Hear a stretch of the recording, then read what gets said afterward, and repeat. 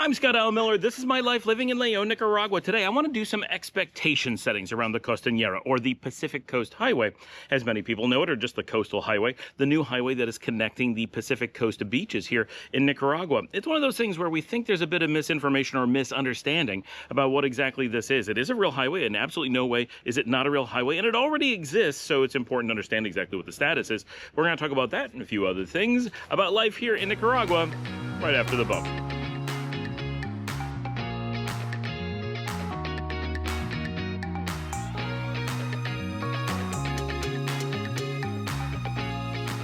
A few years ago, about 5 years ago, the new coastal highway was big news here in Nicaragua, and people talked about it all the time. Well, to be clear, expats who weren't in Nicaragua talked about it all the time. Once you live in Nicaragua, we have a tendency to be like, who really cares? It doesn't really affect anything. So there's a breakdown in what people who have not been to Nicaragua feel about it and what people in Nicaragua feel about it. Not that we don't think it's not valuable or that we shouldn't build it, but our impression of why it's going to impact our lives on a day-to-day basis is a bit different. So we're going to break down in that in just a minute. But first, just a real quick housekeeping. Our GoFundMe for Marcela, my producer who has Hodgkin's lymphoma, is working again. So anyone who has missed that is back, please consider redonating. Anyone who did donate previously, your money went back to you, right? So no one lost anything, but we had a little glitch with the payment system. It is all working now. So if you gave previously, please consider re-giving the same amount that you gave before, or a little bit more, of course. Or if you have not given yet, you may now do so. The link is in the show description right at the top. Please go help her with her GoFundMe. We will get her on the show and talk about her process thus far. She's on the live stream sometimes, which, by the way, we do on Thursdays. If you're not aware, check out our Thursday live stream. Anyway, we're going to jump into our stuff today. Before we go into the Costanera topic, I do want to talk about this because this is a brief one. Someone did talk this morning on the expats group about this, what we feel is probably fake news, that Nicaragua is charging $1,000 and requires an apology letter for Nicaraguans who have traveled abroad to come back to the country. Now, this makes absolutely no sense. If this was true, we would see it all over the news, and people returning to the country would be complaining about it, right? You would definitely hear if this was something happening to much of anyone. And as someone who has friends who have been back in the last few days, this is definitely not happening. But some TikToker decided to put out this video making this claim, and then it gets spread around. This is the country of chisme. And because there aren't very many online official outlets for things, there's no simple place that you can go to with a website and point to, like, this is true, this is not true, policies or whatever. Because we don't have those things, it makes a culture that talks through gossip and mouth person-to-person communications all the time, the coconut telephone as they call it, right? As a country that already has that in spades, to then not have concrete ways to go look up a lot of things, misinformation or rumors tend to spread really quickly. So does correct information, but it's really hard to know which is which, and incorrect information is what spreads most of the time because it's way more interesting, of course, and it's way simpler to just make something up than to wait for something interesting to happen and try to get people to be interested in the real thing. You can just make up whatever you want, whenever you want, as dramatic as possible. But this is one of those particular cases where the statement being made, the claim being made, is so outrageous and so unlikely that there's no way to really think that this could be a policy, and one, that it would somehow be a secret in the country. Everybody would know. This would be such a big deal because there are hundreds of thousands of Nicaraguans living abroad and coming back on a regular basis, and we talk to them all the time. We're traveling with them on a regular basis. Like, this doesn't make any sense. You would know of people being impacted, and how would Nicaraguans be able to get back? Where would they get this money from?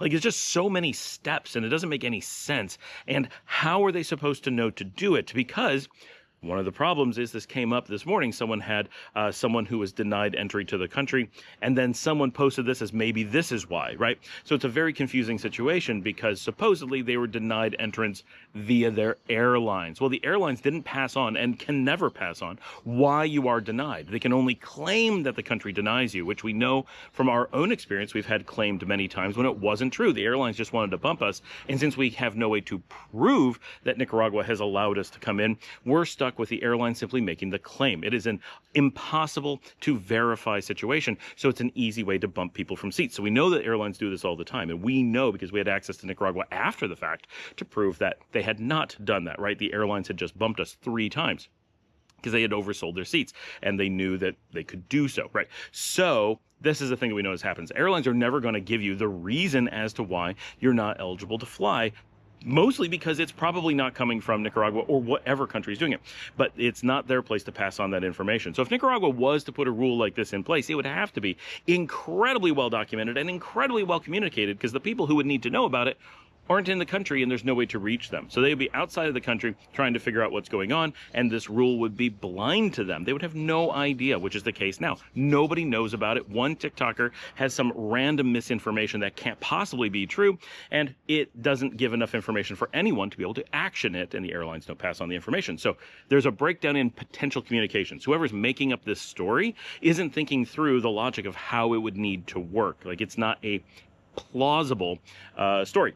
The second thing here is that any news outlet or foreign country that wanted to disparage the country, or simply wanted to, as in the case of a newspaper, have a story to run with as a headline to get a lot of attention, would want to publish this. If they had any way to give credibility to this story, they would be all over it, and we would expect to see it everywhere. And we do not see any news related to this in any such way. So we have really good reason to believe that this is simply fake news, just chisme, as we call it, rumors being spread around the country, and the source is TikTok, right? Be careful. If it's not a government resource using TikTok, that's a little bit different, right? Even that, you expect to see it on Instagram, not on TikTok. But look for real news outlets, official places, big things like Al Jazeera, BBC, or official announcements here in country looking to things like TikTok. It's always wrong. If it's a story about there's a car accident or something like that, yeah, those things tend to be real because that's where that's shared. But if you're talking about real news items, that is not where that information comes from. Big news items are not secret. They're not weird like this, and they generally make sense. Whenever there's a story like this that's so clearly fake news, it also doesn't logically hold up. It doesn't fit with the narrative that we're seeing in real life, with people being assisted in returning and coming back every day without a problem. Suddenly exactly the opposite's going on. At some point, things have to change whenever a new law comes into place. There's one day that it doesn't exist and one day that it does. So that you have to kind of expect some amount. You can't be like, but I did this yesterday, it was fine. Well, yes, sometime it has to change.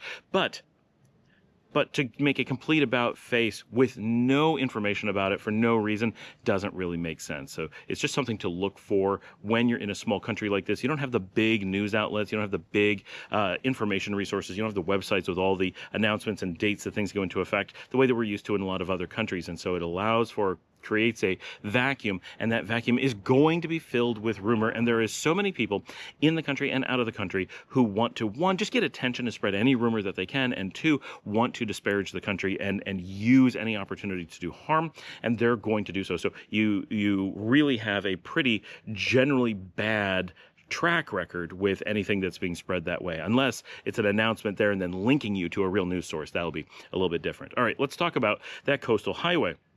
When we first moved here 5 years ago, it was amazing how much non-Nicaraguans, how much expats or potential expats or foreigners who are just hearing about it are going crazy about this new coastal highway being built in Nicaragua, which is a weird thing to be excited about, and I honestly don't know what causes this excitement. It is not a major infrastructure change to the country. It is not something that people were sitting around going, man, you know what we need? A coastal highway.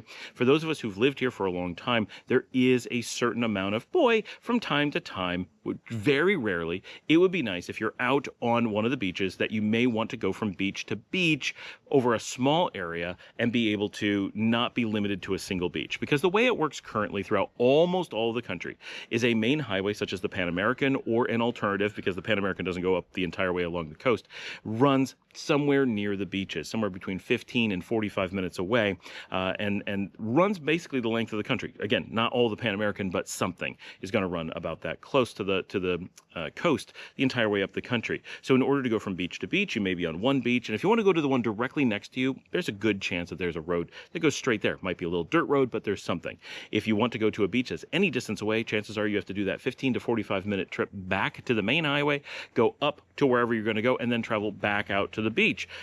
If you're going to a really distant beach, this doesn't affect you in any way whatsoever. It's the same amount of time regardless. You're not really losing any time. But if you're going to a beach that's not very far away, but just far enough that you have to do this, it could add quite a bit of time to your journey. And we notice that here in the León area, if you're in the connected beaches, Las Brasiles, Ponaloya, Las Pinitas, we have a break before you get to Salinas Grandes and Tesoro. To get to them takes us nearly an hour, maybe even more actually.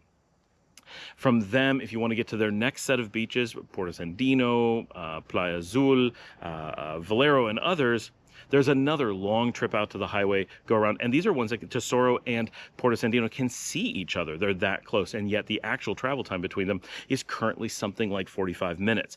So that's not very practical, and we would like some of those to be connected. So for us, a highway that connects those could be really practical. However, between us and the one next to us, which is Salinas Grandes, there is a reservation in between, a wildlife reservation, a wildlife preserve. And so we don't think we're actually going to get a highway through that. We don't know we're actually going to see any real benefit. We're so isolated geographically that it may be that they're not able to continue all the way to us. We're going to see how they handle it. They could put a raised highway over top of the wildlife preserve. That's an option, right? But that would be super expensive to connect really tiny little beach communities. I don't think it's going to play out to be economically viable or ecologically viable, but we'll see exactly how they do it. But some of the southern ones, Tesoro to Puerto Sandino, connecting large swaths of beaches would make a lot of sense to connect, but they need a big bridge. So how are they going to do it? We have yet to see. So there's some complications up here in the north, and we haven't seen any of that really going on yet. But down in the south of the main preserve in the Rivas zone, they're already building this highway. And there you have a lot of really tiny remote beach villages that have traditionally, because of the mountains, been very, very isolated and have very small populations. So getting from one to another is extremely hard, and exploring the area is very hard. And going either north to Popoyo or south to San Juan del Sur to get resources along the coast was very difficult. You ended up going into Rivas for things. So in that zone, there's a lot more of a sensibility to the idea of having these beaches connected. But it's important to understand, if you live in San Juan del Sur, you pretty much aren't going to care because you already have everything. Why would you be driving off to another beach? You might, nothing wrong with that, but it's a very unlikely thing. It's very few people in the population doing it very little of the time. But if you're in one of the small communities and want to come into San Juan del Sur, instead of being an hour away, being 10 minutes away, that's a big deal. So if you live in one of those small beaches or are a tourist visiting one of those small beaches, this changes your fortunes a bit. So it is important for sure. No one is saying that it's an unimportant highway, but it's important to understand what it is, right? So it is taking very isolated places and making them more connected to each other. And for the rare person who wants to do a long coastal drive, it will exist as a possibility. We don't know how close it is to the water. We don't know what the views are going to be like through a lot of it. So we don't know if that's something that's actually going to be super interesting or not, but that is what it is. And in the north, it's still a lot of unknowns. Our expectation when we first got here was that it was going to take 10 years to build. We're about halfway through that, and we're about halfway through the construction as far as we can tell. So everything is going to plan. In the south, it already exists. So all of those big benefits that we expect to see from it, basically, we already see them. If you are excited or not excited about how things are today, that's the highway already in place, at least for the most part. So the idea that it is this giant game changer for the country doesn't seem to make any sense. So let's talk about a few of the things it's not, because we get told a lot of weird things. And this is, again, a lot of that chisme, that rumor that goes around in Nicaragua. Just like people will be like, oh, the canal is going to do blah, blah, blah. And you're like, you realize there isn't even a canal, right? Like, you're talking about a mythical thing. And even if this mythical thing did exist, it wouldn't do the things, or wouldn't be expected to do the things that you think it's going to do, right? So there's layers of myth going on here. Now, in this case, the Constañera is a real highway, but the things that people think it's going to do are pretty crazy. One is that they think it's somehow going to make a connection to Costa Rica. No. One, there is nothing in Costa Rica where that highway would be to connect to. You'd be in the middle of nowhere. They don't have a highway like this on their side, and they wouldn't want one. It is empty. There's already a crossing at the Pan American. If you haven't looked at a map, look. It makes no sense to have two crossings 10 minutes away from each other. And that's what it would be, just 10 minutes apart. So why would you build a second crossing? You don't do that anywhere else in the country. You certainly aren't going to do it there where Costa Rica is empty on the other side. Our side, sure, we could. No, we can't even make an excuse for it. It makes no sense. Both sides are empty there. So that's not logical. The crossing at Costa Rica is going to be exactly the same. Some people said to me, well, it's going to speed transit across the country because you'll not, instead of having to take the Pan American, you could take this. No, absolutely not. This one is going to go through the mountains, wind along beaches. It is going to be way out of the way, much slower, and not in any way designed for heavy traffic. That is not its purpose. This is for light tourist traffic moving between small beaches in very, very remote areas. And also, as you enter from Costa Rica, you have a straight shot on the very fast, very nice Pan American. Or you could turn left, go 15 minutes off to the beach, be off the main path, away from the way you want to go, there's nothing along that path, and then slowly wind your way through difficult mountains, through little tiny beach villages, to hours later come back to the Pan American, because that new highway is not going to go through to anywhere. It goes back to the Pan American. So all it is a much longer, much slower route that sure should be more scenic. But the Pan American is already pretty scenic. So I'm not sure why you would be looking for that, other than if you do it all the time, sure, a change. But my guess is that you're looking at doubling to tripling the amount of time that you're in that zone, because you have to go so far off to the side. We're super humid today. It is very warm. You have to go off the highway by like 15 minutes, and then you have to go back like 30 minutes up at the north, and you have this long, winding, twisting way along the way that's meant for tourists who are going from village to village, not for people who are getting through the country quickly. Some people have proposed that some of the major villages, like San Juan del Sur or Popoyo, will have easier access to the cities, Rivas in this case, by having this highway. This also is not true. Any settlement of any size along the beach already has direct roads that go back to the cities. So there isn't a advantage by going along the coastal highway. If you're in one of the small villages just off of those, right, you may be able to go to those, like if you're 1 or 2 villages away from Popoyo, instead of going way far around, maybe you go more quickly to Popoyo and back to the city. Yes, there are some places where they may benefit in that way, but the big places like Popoyo and San Juan del Sur, they already have those connections today and have for forever. San Juan del Sur's connection back to the main highway has been there since Mark Twain took it, and it was old when he did, right? So these are not new things. These are not things that are missing historically. The coastal highway has not been built for the last couple hundred years because we don't really need it. It's now that tourism is picking up, it has some advantages, and that's the hope, that the additional tourism or the ease of tourism or the spreading out of people via tourism is going to benefit enough to pay for the highway over time. But it is not fundamentally changing the fortunes of living in Nicaragua. The average Nicaraguan will never take the highway and never be aware of it. Most people, 90% of people, are completely unaffected by it, have no clue where it's going to be, and aren't sure who it's for. They generally understand it's for tourists, which most of the beach communities are anyway.